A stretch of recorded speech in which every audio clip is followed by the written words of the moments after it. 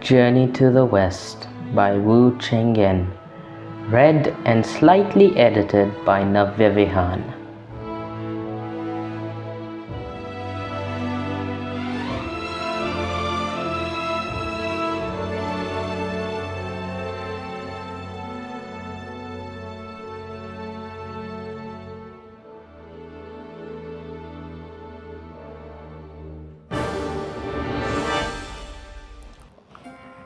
Chapter 3. The 4 seas and 1,000 mountains all submit. In the 9th hell, the 10th category is struck off the register. We have related how the handsome Monkey King returned home in glory, bringing a large sword he had captured when he killed Sun Wukong. From then on, they practiced the military arts every day. He asked the little monkeys to cut down bamboo to make spears, carve swords out of wood, and learn to use banners and whistles. They learned to advance and retreat and build a camp with a stockade round it. They spent a lot of time playing at this. Once Sun Wukong was sitting in his seat of meditation, and he wondered, what would happen to us if our games were taken for the real thing? What if it alarmed some human monarch or gave offense to some king of birds or beasts? They might say that we were having military training for a rebellion and attack us with their armies. You would be no match for them with your bamboo spears and wooden swords. We must have really sharp swords and halberds. What are we to do about it? When the monkeys heard this, they all said with alarm, "Your Majesty has great foresight, but there's nowhere we can get them." When it was the turn of 4 old monkeys to speak, 2 bare-bottomed apes and 2 gibbons, they came forward and said, "Your Majesty, if you want sharp weapons, they can be very easily obtained." "How could it be easy?" asked Sun Wukong. "To the east of our mountain," they replied, "there is a lake some 70 miles wide that is the boundary of the country of our Lai. The country has a princely capital and huge numbers of soldiers and civilians in the city. It must have workshops of gold, silver, bronze, and iron. If you went there, your Majesty could either buy arms or get them made. Then you could train us to use them in defense of our mountain. This would give us long-term security." Sun Wukong was delighted at the suggestion. "Wait here while I go there," he said. "Splendid, Monkey King." He leapt onto his somersault cloud, crossed the 70 miles of lake, and saw on the other side there was indeed a city wall, a moat, streets, markets, 10,000 houses, 1,000 gates, and people coming and going in the sunlight. There must be ready-made weapons here, Sun Wukong thought, and getting a few by magic would be much better than buying them. So he made a magic with his fists and said the words of the spell, sucked in some air from the southeast, and blew it hard out again. It turned into a terrifying gale carrying sand and stones with it. Where the thunder clouds rise, the elements are in chaos. Black fogs thick with dust cloak the earth in darkness. Boiling rivers and seas terrify the crabs and fish. As trees are snapped off in mountain forests, tigers and wolves flee. No business is done in any branch of commerce, and no one is working at any kind of trade. In the palace, the king has gone to his inner quarters, and the officials in front of the steps have returned to their offices. The thrones of princes are all blown over. Towers of Fang Huang are shaken to their foundations. Where the storm blew, the prince of our life fled in terror, and gates and doors were shut in the streets and markets. Nobody dared to move outside. Sun Wukong landed his cloud and rushed straight through the gates of the palace to the arsenal and the military stores, opened the doors, and saw countless weapons: swords, pikes, sabers, halberds, battle axes, bills, scimitars, maces, tridents, clubs, bows, crossbows, forks, and spears were all there. At the sight of them, he said happily, "How many of these could I carry by myself? I'd better use the magic for dividing up my body." Splendid Monkey King! He plucked a hair from his body, chewed it, spat it out, made the magic with his fist, said the words of the spell, and shouted, "Change!" It turned into hundreds and thousands of little monkeys who rushed wildly about grabbing weapons. The strong ones took 6 or 7 each, and the weaker ones took 2 or 3. And between them they removed the lot. He climbed up on the clouds, called up a gale by magic, and took all the little monkeys home with him. The monkeys, big and small, of Mount Wagwo were playing outside the gates of the cave when they heard the wind. At the sight of countless monkey spirits flying through the air, they fled and hid. A moment later, the handsome Monkey King landed his cloud, put away his mist, shook himself, replaced his hair, and threw all the weapons into a pile beside the mountain.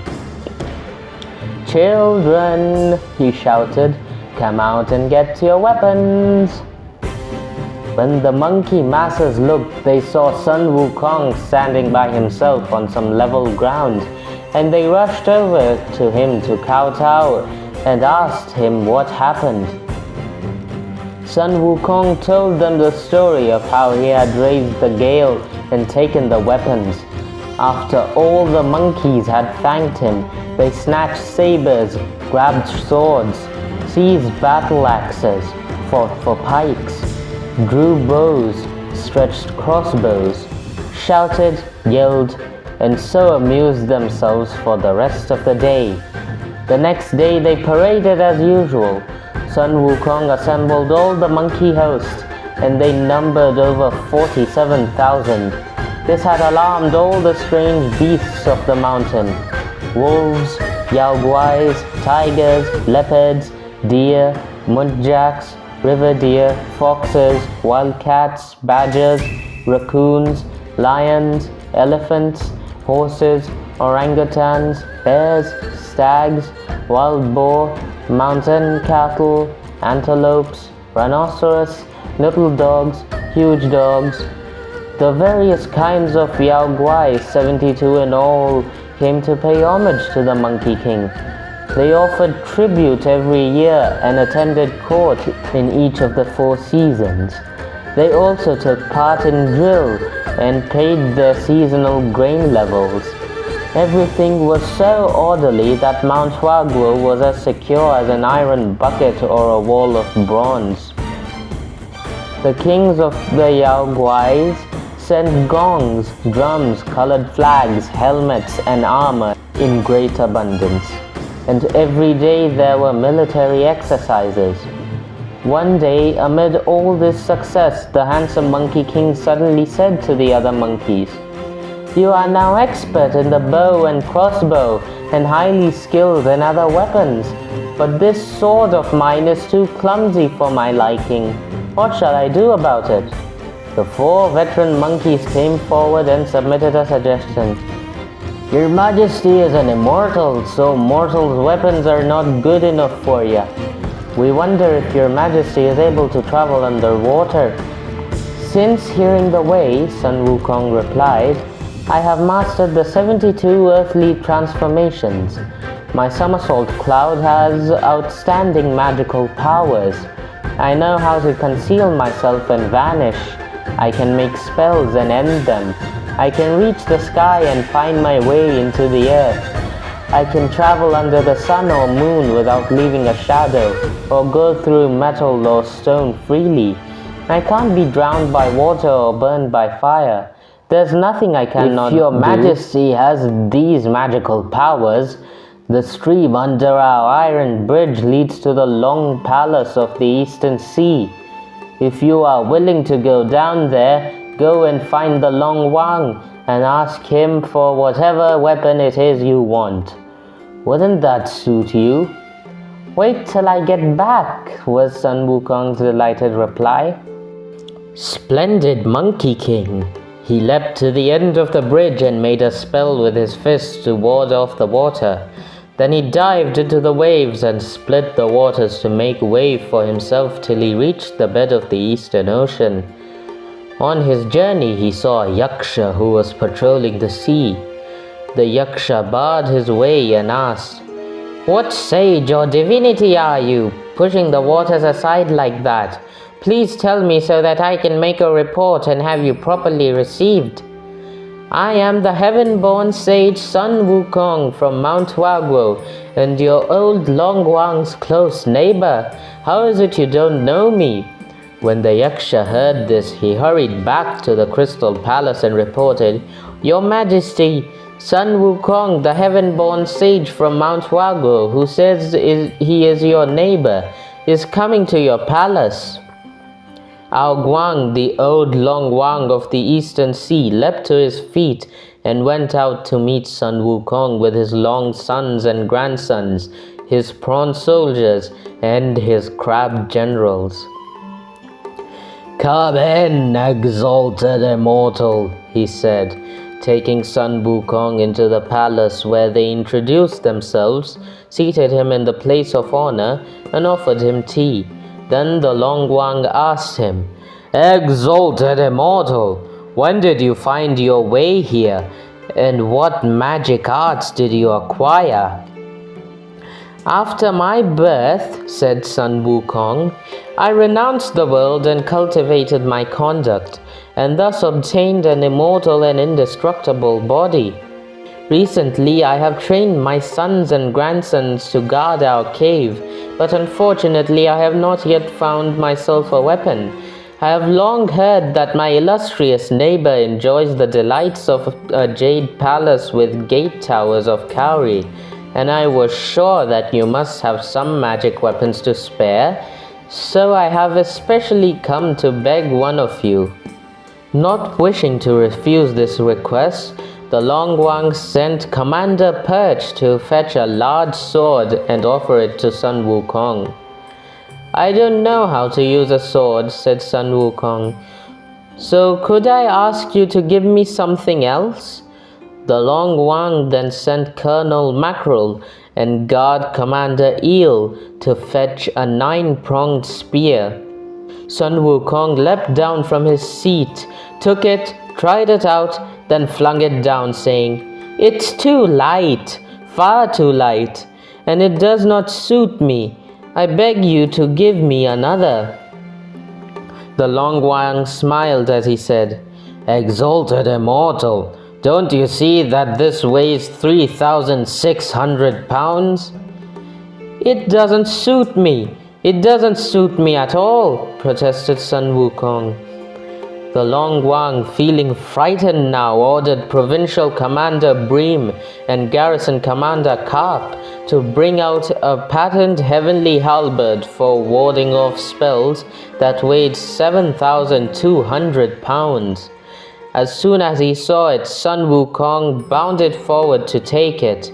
He tried a few postures and thrusts with it, then stuck it in the ground between them. Still too light, far too light. The Longwang, now really terrified, said, "Exalted immortal, that halberd is the heaviest weapon in my palace." "As the old saying goes," said Sun Wukong with a grin, "never think the Dragon King has no treasures. Have another look, and if you find anything satisfying, I'll give you a good price for it." "I really have nothing else," the Longwang replied. As he was speaking, his long wife and long daughters came in from the back of the palace and said, "Your Majesty, by the look of him, this sage must be really somebody."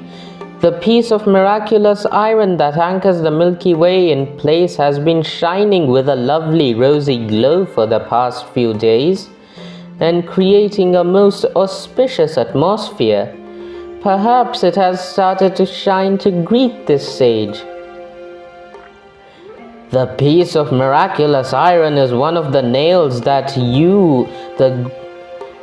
that piece of miraculous iron is one of the nails that you, the Great, used to fix the depths of the rivers and seas when he brought the waters under control, said the Longwang. What use could it be? Never mind whether it's useful or not, his wife replied. Just give it to him and let him do with it as he pleases. At least you'll get him out of the palace. The Longwang did as she suggested and described the piece of iron to Sun Wukong, who said, Bring it out, let me see. It can't be moved. You will have to go and look at it yourself, exalted immortal. Where is it? Take me there, said Sun Wukong.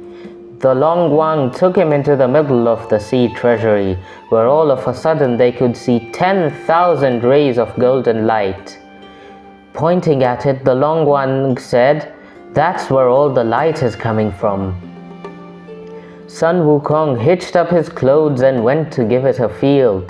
He found that it was an iron pillar about as thick as a measure for a peck of grain and some 20 feet long.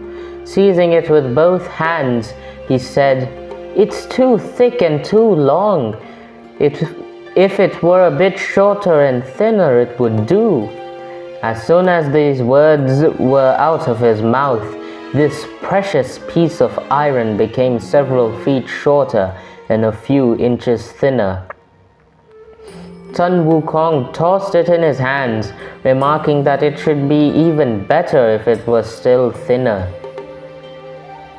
The precious iron thereupon became even thinner. Sun Wukong was taking it out of the sea treasury to have a look at it when he saw that it had 2 gold bands round it, while the middle part was made of black iron. There was a line of inlaid writing near the bands, which said that it was the Rui Jingubang, weight 13,500 pounds. Sun Wukong was delighted, though he did not show it. I think that this little darling will do whatever I want. As he walked along, he weighed it in his hand and said reflectively, If it were even smaller still, it would be perfect. By the time he had taken it outside, it was 20 feet long and as thick as a rice bowl.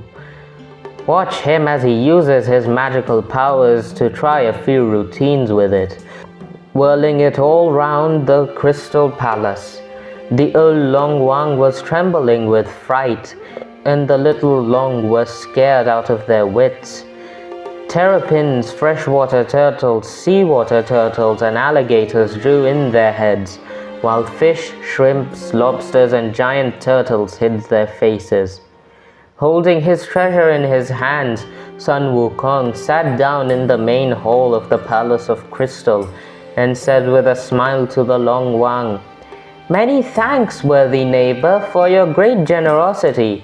The old Longwang humbly acknowledged his thanks, and Sun Wukong went on, This piece of iron will be very useful, but there is one more thing I want to ask. What might it be, exalted immortal? Asked the Longwang. If I hadn't got this cudgel, that would be the end of the matter. But as I have got it, the problem is that I don't have the clothes to go with it. What are we to do about it? If you have any armor here, I'd be most obliged if you gave me a suit. The Longwang said he had not any. A guest should not have to trouble 2 hosts, said Sun Wukong. I won't leave without one. Please try some other sea, exalted immortal. You may find one there. It's better to stay in one house than to visit 3. I beg and implore you to give me a suit. I really don't have one, replied the Longwang. If I had, I would present it to you. If you really haven't, then I'll try this cudgel out on you." "Don't hit me, exalted immortal! Don't hit me!" pleaded the Longwang in terror. "Let me see whether my brothers have one that they could give you." "Where do your brothers live?" "They are Ao Chin, Longwang of the southern sea, Ao Shun, Longwang of the northern sea, and Ao Run, Longwang of the western sea." "I'm damned if I go there. As the saying goes, 2 in the pocket is better than 3 owing.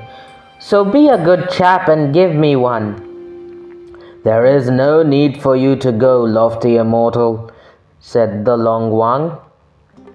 "I have an iron drum and a bronze bell. In an emergency we strike them to bring my brothers here in an instant." "In that case," said Sun Wukong, "hurry up and sound them." And indeed, an alligator general struck the bell while a terrapin marshal beat the drum. The sound of the bell and the drum startled the other 3 Longwang, who had arrived and were waiting together outside within the instant. One of them, Ao Chin, said, "Elder brother, what's up? Why the drum and the bell?" "It hurts me to tell you, brother," the old Longwang replied. "There's this so-called heaven-born sage from Mount Waguo who came here this morning, saying that I was his neighbor, then demanded a weapon. I offered him a steel-pronged spear, but he said it was too small, and a patent halberd that he said was too light. Then he picked up the miraculous iron that fastens the Milky Way and tried a few movements with it. Now he's sitting in the palace and demanding a suit of armor, but we haven't got one. That's why I used the bell and the drum to call you here. You 3 must have some armor. Please give me a suit, then we can get rid of him." When Ao Chin heard this, he said in a fury, "To arms, brothers! Arrest the criminal!" No, it's out of the question," said the Longwang. "If that iron cudgel of his gets you, you're done for.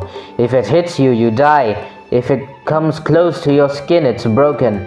And if it so much as brushes against you, your sinews are smashed." Ao Run, Longwang of the Western Sea, said, "Second brother, you must not attack him. Instead, we should put a suit of armor together for him, then send him away. We can send a memorial about it to heaven. Then heaven will of course punish him." "You're right," said Ao Shun, Longwang of the Northern Sea. "I have brought the golden chainmail." "I've brought the cloud-treading boots," said Ao Run. "I've brought the cloud-treading boots," said Ao Run, Longwang of the Western Sea. "And I have a phoenix feather cap," added Ao Chin, Longwang of the Southern Sea. The old Longwang was very pleased, and he brought them into the palace to meet Sun Wukong and present the equipment to him. Sun Wukong put on the golden helmet and the armor and the cloud-walking shoes, then charged out, waving his cudgel and saying to the Long, "My apologies for disturbing you." The 4 Longwang were most indignant, but we will not go into their discussions on the protest they sent to heaven. Watch the Monkey King as he parts the waters and goes straight back to the Iron Bridge, where the 4 senior apes can be seen waiting for him at the head of the monkey host. Sun Wukong suddenly leapt out of the waves without a drop of water on him and gleaming with gold. As he came across the bridge, the monkeys were so astonished that they fell to their knees and said, "How splendid you look, your majesty! How splendid!" Sun Wukong, his face lit up with youthful vigor, climbed up to his throne, thrust his cudgel into the ground in their midst. The foolish monkeys all tried to grab this treasure, but it was as futile as a dragonfly trying to shake an iron tree. They were unable to move it in the slightest. Biting their fingers and sticking out their tongues, they said, "Grandpa, it's so heavy. How can you possibly lift it?" Sun Wukong went over, lifted it with one hand and laughed as he said to them, Everything has its rightful owner. This little treasure has been lying in the sea treasury for goodness knows how many thousands of years, but it just happened to start shining this year. The Longwang thought it was just a piece of ordinary iron, and said it was the miraculous treasure that holds the bed of the Milky Way in place. None of his men could move it, so he had to ask me to go and fetch it myself. It was more than 20 feet long then, and as thick as a peck measure. When I picked it up, I felt that it was too big, and it shrank till it was several times as small. I told it to get even smaller, and it did that too. Then I told it to get smaller still, and it got many times smaller again. I hurried out into the light of day to look at it, and saw there was an inscription on it that read, Rui Jingu Bang, weight 13,500 pounds. Stand aside and I'll make it change. Holding his treasure in his hand, he said, Shrink, shrink, shrink. And it became as small as an embroidery needle, tiny enough to be hidden in his ear. Your Majesty, the monkeys cried out in astonishment, bring it out and play with it again. So the Monkey King brought it out of his ear, laid it on the palm of his hand and said, Grow, grow, grow. It became as thick as a peck again and 20 feet long. Now, as he was really enjoying himself, he bounded over the bridge and went out of the cave. Clasping his treasure, he used some of his heaven and earth magic, bowed and shouted, Grow! He became 100,000 feet tall. His head was as big as a mountain, his waist like a range of hills. His eyes flashed like lightning. His mouth seemed to be a bowl of blood, and his teeth were as swords and halberds. The cudgel in his hand reached up to the 33rd heaven and down to the 18th hell. The tigers, leopards, and wolves, the beasts of the mountain, and the 72 Yaoguai kings all kowtowed and bowed in terror, trembling so much that they went out of their minds. A moment later he reverted to his proper size, turned his treasure into an embroidery needle, hid it in his ear, and went back to the cave. The panic-stricken kings of the Yaoguais all came to offer their congratulations.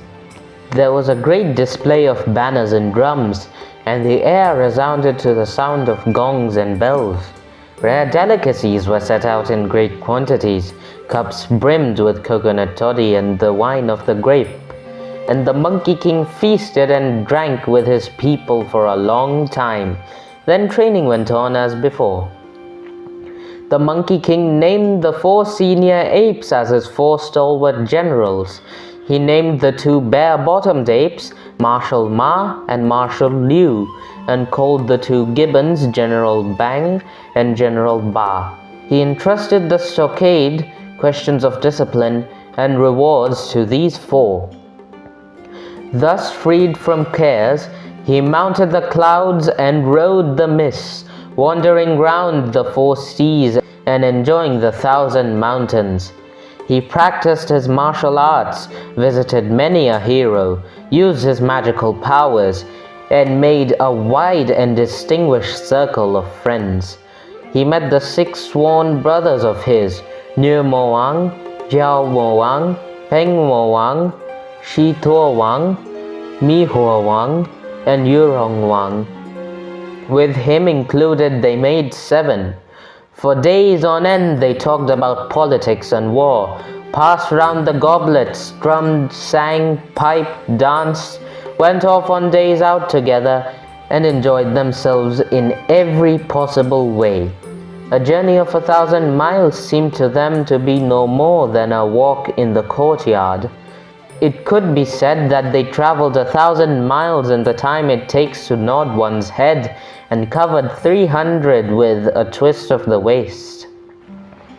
One day he instructed his 4 stalwart generals to arrange a feast for the other kings.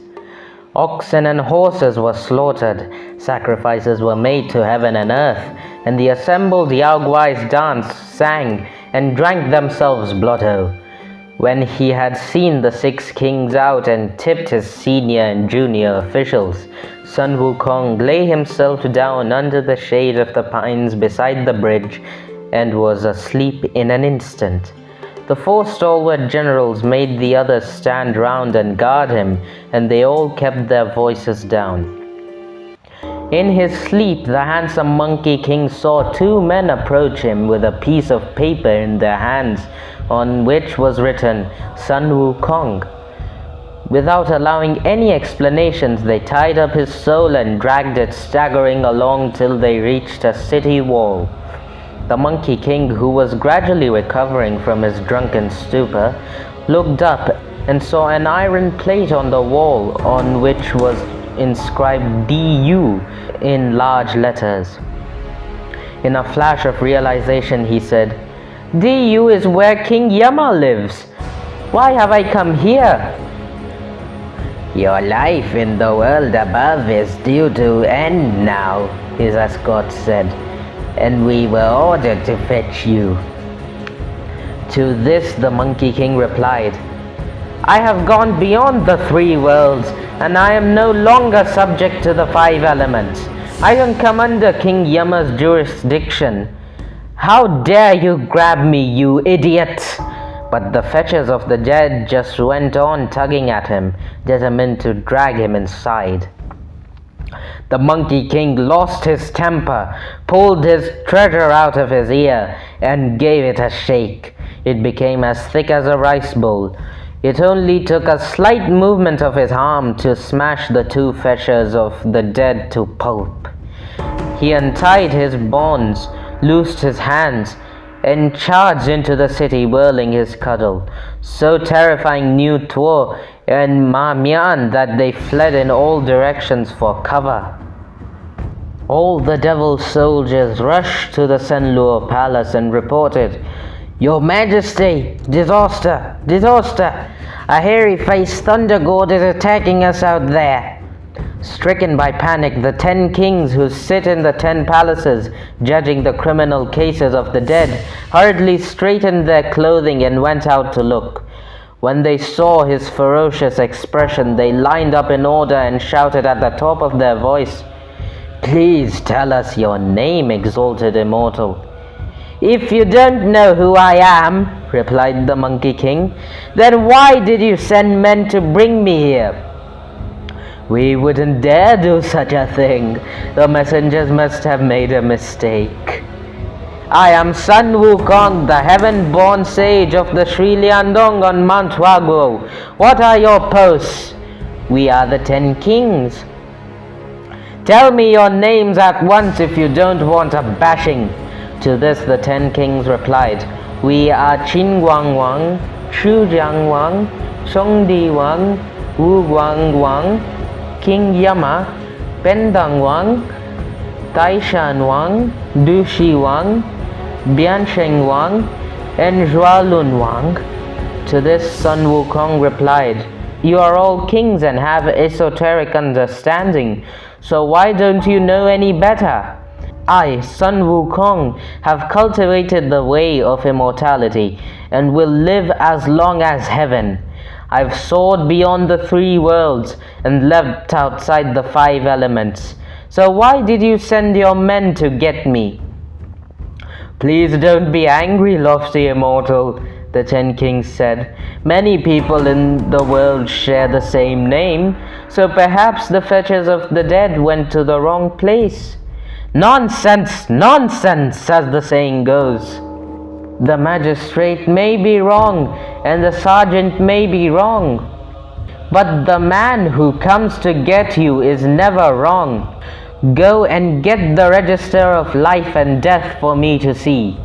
The 10 kings invited him to come into the palace and look through it. Sun Wukong went into the Senluo palace with his club in his hand and sat down in the middle of the hall facing south. The 10 kings then ordered the presiding judge to fetch the register, and the judge hastened to his office and brought out 5 or 6 documents and 10 registers. He looked through them all one by one, but could not find Sun Wukong's names in the sections devoted to hairless creatures, hairy creatures, feathered creatures, insects, or scaly creatures. Then he looked through the monkey section. Now, although monkeys looked like men, they were not entered under the humans. Although they were like the hairless creatures, they did not live within their boundaries. Although they were like running animals, they were not under the jurisdiction of the Qilin. And although they were like birds, they were not ruled by the Feng Huang. There was another register, and Sun Wukong looked through this one himself. Under soul number 1350 was the name of Sun Wukong, the heaven-born stone monkey, who was destined to live to the age of 342 and die a good death. "I won't write down any number of years," said Sun Wukong. "I'll just erase my name and be done with it. Bring me a brush." The judge hastily handed him a brush and thick black ink. Sun Wukong took the register, crossed out all the names in the monkey section, and threw it on the floor with the words, "The account's closed.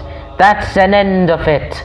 We won't come under your control any longer."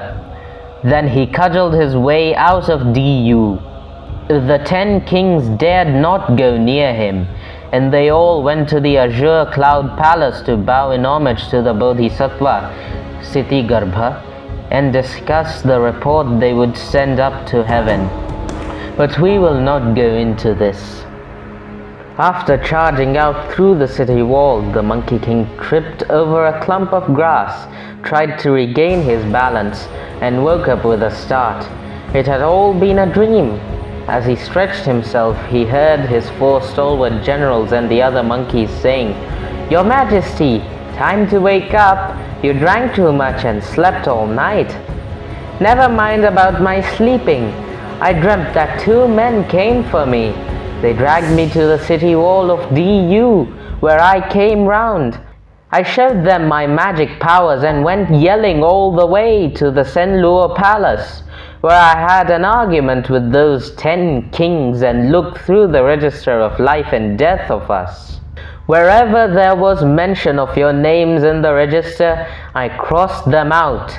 We won't come under the jurisdiction of those idiots anymore." All the kings kowtowed to him in gratitude. The reason why from that time on so many mountain monkeys have never grown old is that their names are not on the books of the officials of the underworld.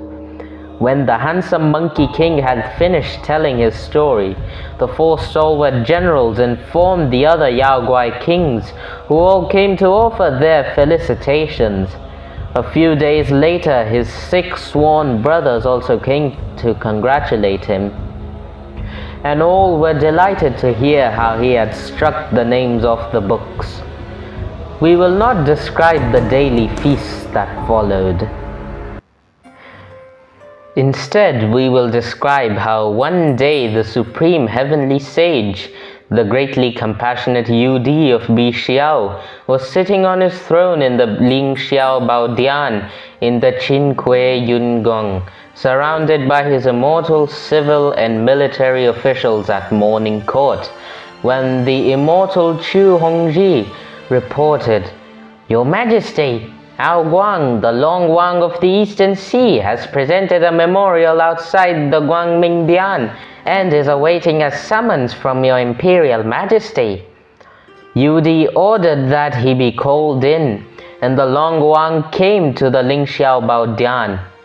When he had done his obeisance, an immortal page came from the side to take his memorial.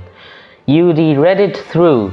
It ran, "Your subject Ao Guang, the humble Long of the Eastern Sea of the Dongsheng Shenzhuo in the nether watery regions, reports to Yu Li of the Bixiao Recently, one Sun Wukong, an immortal fiend born on Mount Huaguo, now living in the Shui Liandong, bullied this humble Long and occupied my watery house by force. He demanded a weapon by displaying magical prowess. He insisted on having armor by showing off his evil powers. He terrified the watery tribe and made the tortoises and alligators flee in terror. The Longwang of the southern sea trembled, the Longwang of the western sea was made miserable, and the Longwang of the northern sea had to hang his head and come in submission, and I, your subject Ao Guang, humbled myself before him. We had to present him with the Rui Jingu Bang, a golden phoenix winged helmet, a suit of chainmail, and a pair of cloud-walking shoes, and we escorted him out politely.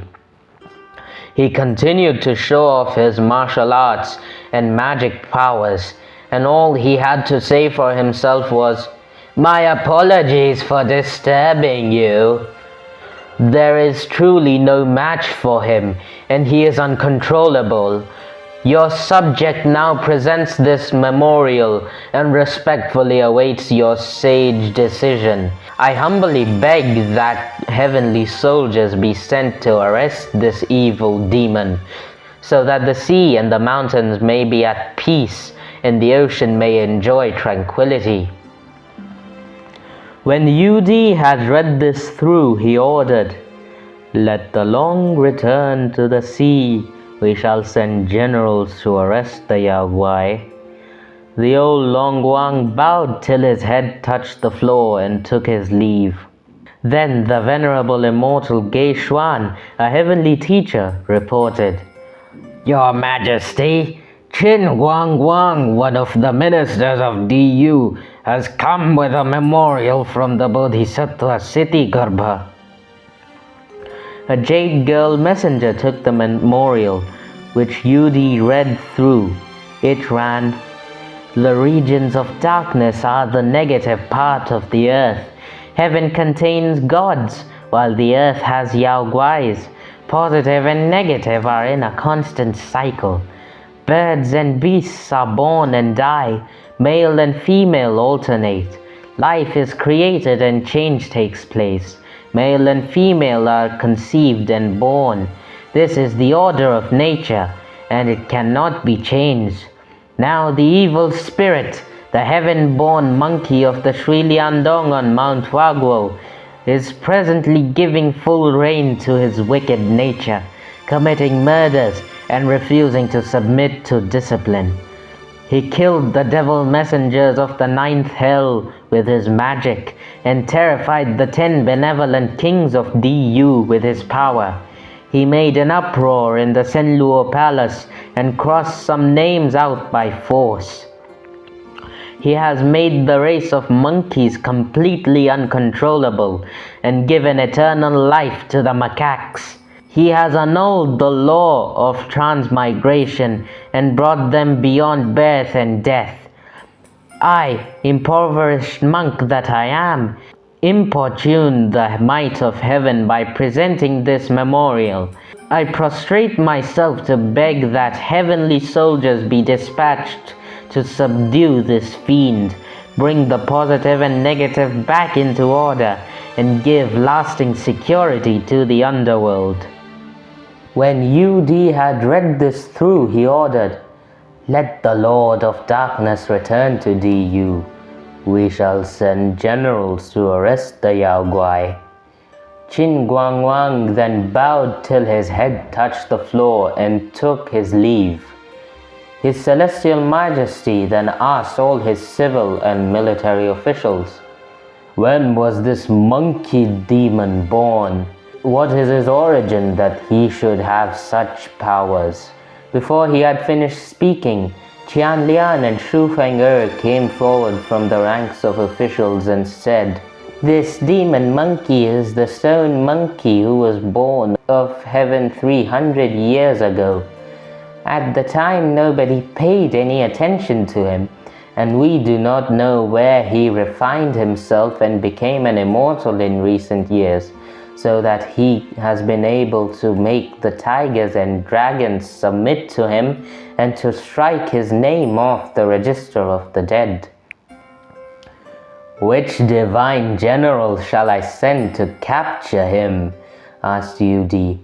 And before he had finished speaking, Tai Bai Jinxing stepped forward, bowed down, and submitted. All beings in the upper worlds that have 9 apertures can become immortals. This monkey has a body that was created by heaven and earth and conceived by the sun and moon. His head touches the sky and his feet stand on the earth. He drinks the dew and eats the mist.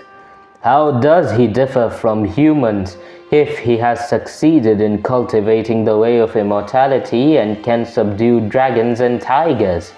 I beg your majesty to remember your life-giving mercy and hand down a sage edict of amnesty and enlistment, summoning him to this upper world and inscribing his name on the list of office holders, thus keeping him here under control.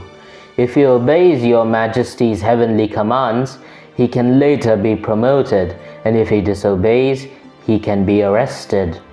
This will both avoid military operations and be a good way of winning over an immortal.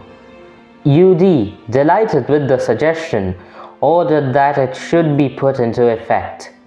He told Wenchu Xingjun to compose the edict and command Tai Bai Jinxing to persuade the monkey to accept the amnesty.